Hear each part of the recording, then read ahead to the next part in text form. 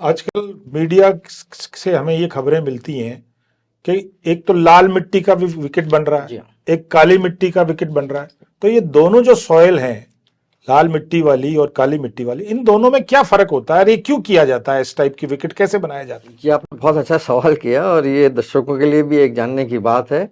ये जो है आपने कहा कि लाल मिट्टी का विकेट, लाल मिट्टी का विकेट जो है वो, क्योंकि ये जो पिच की मिट्टी है इसमें क्ले कंटेंट होता है, जो क्ले होता है, तो जो लाल मिट्टी सिर्फ और सिर्फ मुंबई वेस्ट ब्लॉक में है वही लाल मिट्टी, क्योंकि उसमें क्ले है, वही लाल मिट्टी सफल है पिच के लिए। बाकी जैसे अपने यहाँ की लाल मिट्टी या किसी और जगह की लाल मिट्टी वो सफल नहीं है।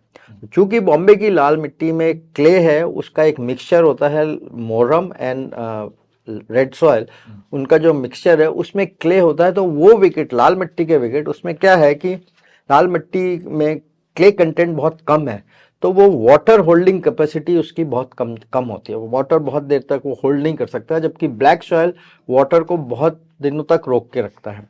तो चूंकि वो सॉयल में वाटर होल्डिंग कैपेसिटी कम है, तो वो सॉयल मल्टी डेज गेम के लिए बहुत इफेक्टिव है, क्योंकि उसमें ऑटोमेटिक जब पानी विकेट मिट्टी से निकलता है तो बॉलर को, स्पिनर को मदद करने लगती है, तो उसमें स्पिन भी काम में आता है। शुरू में वो फास्ट बॉलर के भी लिए अच्छा होता है, उसमें बाउंस डिसेंट आता है और बल्लेबाज शुरू में 2 दिन अच्छा खेल सकते हैं। तो वो विकेट आजकल सब प्रेफर करते हैं, क्योंकि वो स्पोर्टिंग विकेट बनते हैं। ब्लैक सॉयल भी ऐसा नहीं है, ब्लैक सॉयल इंडिया में ज्यादातर ब्लैक सॉयल पिचेस हैं। ब्लैक सॉयल में थोड़ा सा डिफिकल्ट होता है स्पिन को वेटेज देना। मीडियम पेसर्स, बैट्समैन बहुत अच्छा होता है, स्पिनर को मदद करने के लिए उसमें थोड़ा सा आपको अपना स्किल यूज करना पड़ता है। अदरवाइज दोनों सॉइल अपने अपनी जगह अच्छे हैं।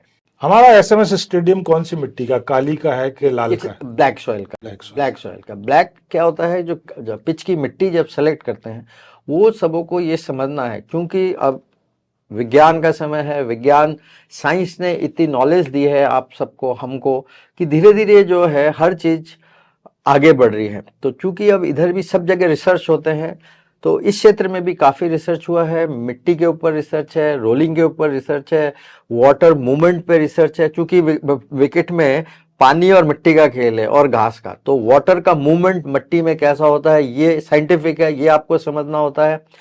मिट्टी कौन सी अच्छी है, सिलेक्शन ऑफ करेक्ट सॉइल जो कि सबसे इंपॉर्टेंट है जब आप पिच बनाते हैं। तो उसमें आपको देखना पड़ता है क्ले कंटेंट कितनी है, उसमें सैंड कंटेंट कितना है, सैंड में भी फाइन सैंड कितना है, कोर्स सैंड कितना है, मीडियम सैंड कितना है, सिल्ट कितना है।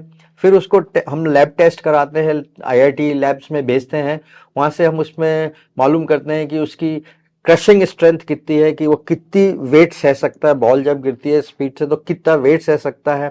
फिर उसमें क्या बोलते हैं, लीनियर श्रिंकेज कैसा है, क्रैक्स कैसे आते हैं, उसमें ऑर्गेनिक मैटर कैसा है जिससे कि ग्रास की ग्रोथ रहे, ये सब चीजें देखी जाती है और फिर मिट्टी का सिलेक्शन होता है। तो मैं ये कहूंगा सबको कि जब भी जो भी नए स्टेडियम बनते हैं या जहां भी जो भी बनाते हैं, ऐसे शुरू में ऐसा था मिट्टी कहीं से भी उठा लाई और बना लिया, पर अब आजकल जब आप इतना पैसा खर्च करते हैं तो थोड़ा सा इसको भी देखें और करेक्ट सॉइल को सेलेक्ट करके बनाएं, तो आपको लास्ट विकेट जो है लॉन्ग लास्टिंग होंगे, प्लस अच्छे रिजल्ट्स आएंगे।